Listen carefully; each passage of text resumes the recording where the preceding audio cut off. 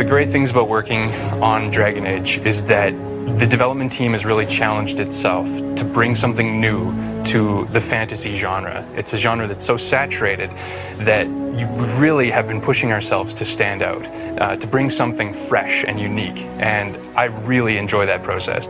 Ferelden itself is actually kind of almost a barbaric nation, not too far away from being really uncivilized. It's a land that was occupied by the Empire of Orlais, which is its neighbor, for a generation until it finally broke free, and all of a sudden the blight begins. So suddenly this nation that's just starting to get its feet now has to deal with a crisis that threatens to destroy it. We're not telling a story with words alone in Dragon Age Origins. What's in the levels actually tell you a visual story and also an archaeological story as you're going through the game.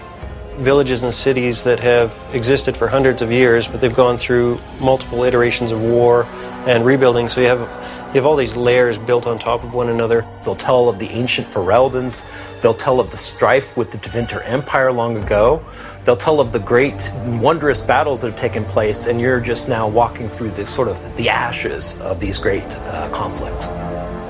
We definitely pulled a lot of historical architectural reference. We were trying to make something to where you could imagine people working, living, breathing in these spaces. The dwarves, which are very Aztecian, Mayan influenced, very angular shapes. You have the humans, some of the Anglo-Saxon 1200 AD influences. You know, lots of timber, lots of like rough stone. It definitely makes it feel like it's kind of almost like the frontier of a fantasy nation. The first step that you have to take in creating levels is coming up with your core concept. Every inch of a level is an opportunity for us to engage you in combat, to tell a story, or to take your breath away. For example, one of the most visually stunning places that we have is the Urn of Sacred Ashes, an ancient place built kind of at the early days of the church. We always wanted to have a very striking entrance which gives you a sense of age and history and grandeur. You would go through and figure out what happens in every individual room, so people would have a map of what to do for the art level creation side, and also for later on for you when you're actually bringing it to life with creatures and combat.